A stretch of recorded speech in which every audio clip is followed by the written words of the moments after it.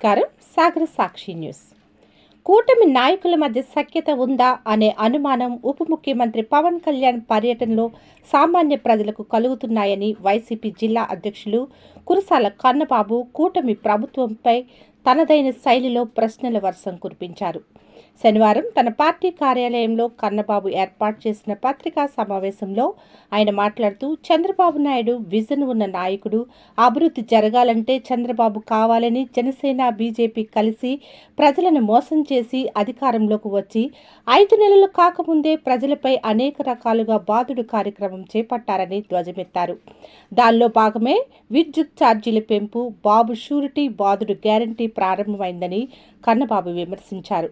సాక్షాత్తు రాష్ట్ర ఉప ముఖ్యమంత్రినే రాష్ట్రానికి సంబంధించిన పోర్టులో రానివ్వడం లేదని అన్నారంటే కూటమి ప్రభుత్వంలో ఏమి జరుగుతుందని అనుమానం ప్రజల్లో మొదలైందన్నారు.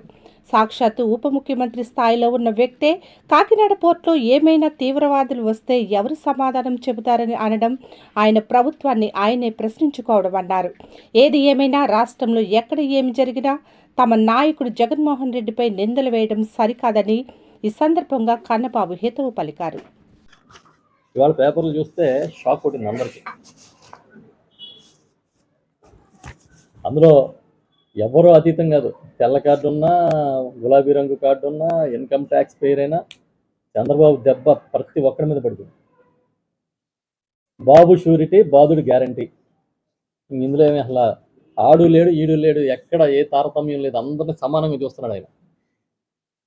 వచ్చిన 5 నెలల్లో 15,485,36 రూపాయలు విద్యుత్ భారం వేసాడు ఆయన. ఛార్జీల భారం, క్లాక్ ఛార్జెస్గా కానీ లేకపోతే ఇతర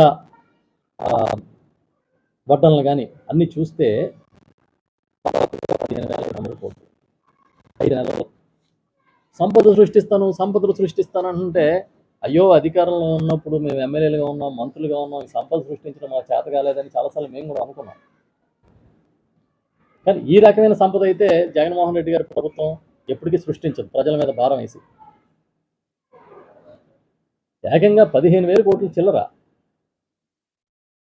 పైగా ఏం చెప్తున్నారు, జగన్ గారు వాళ్ళంట. అంటే ఇంక దేనికైనా ఏదో అన్నిటికీ జెండు తిలాస్మిత్ అన్నట్టుగా మొత్తం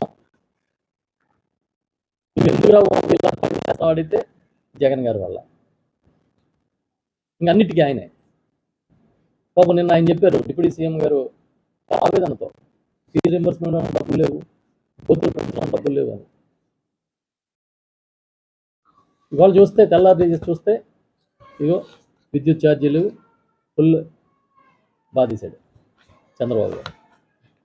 బాధడం కూడా మామూలు బాధలు ఏం కాదు. ఇది ఒక యూనిట్కి ఇంచుమించుగా ₹2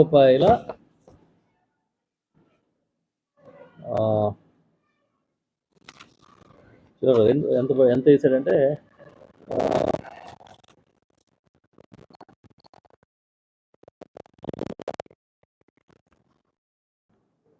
సుమారుగా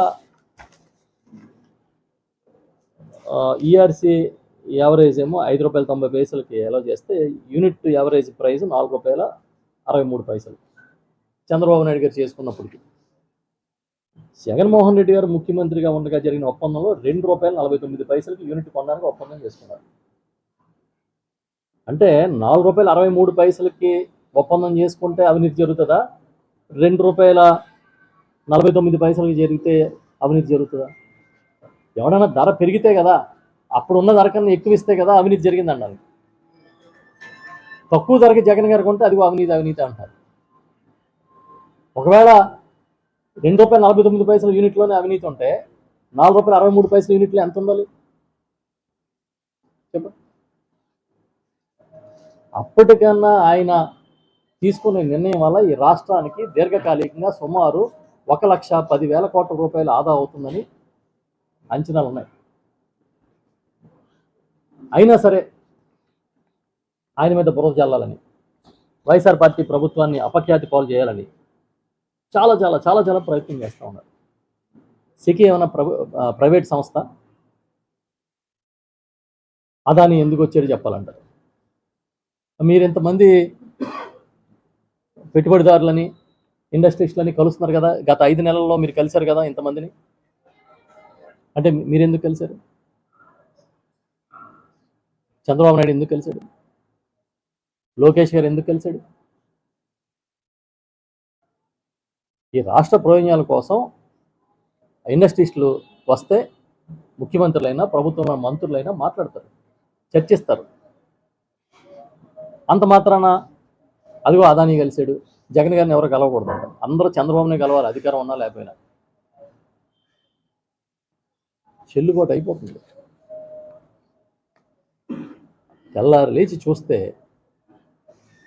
చంద్రబాబుని బాహుబలిలాగా చూపిద్దామనే ఎల్లో మీడియా ప్రయత్నం తప్ప ఈ రాష్ట్రంలో ఇంకేం కనిపించట్లేదు.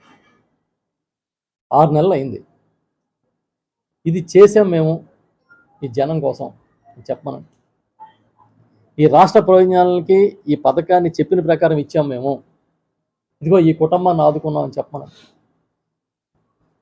ఇదిగో ఈ ప్రాజెక్ట్ని టేకప్ చేసి యుద్ధ ప్రాతిపదికన మొదలుపెట్టామని చెప్పమనండి.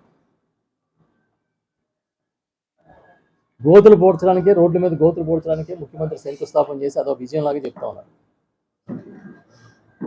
మేము ఏం చెప్తా ఉన్నాం అంటే, ఇంకా చాలు, ఇలాంటి ఎంతకాలం నమ్ముతారు జనం?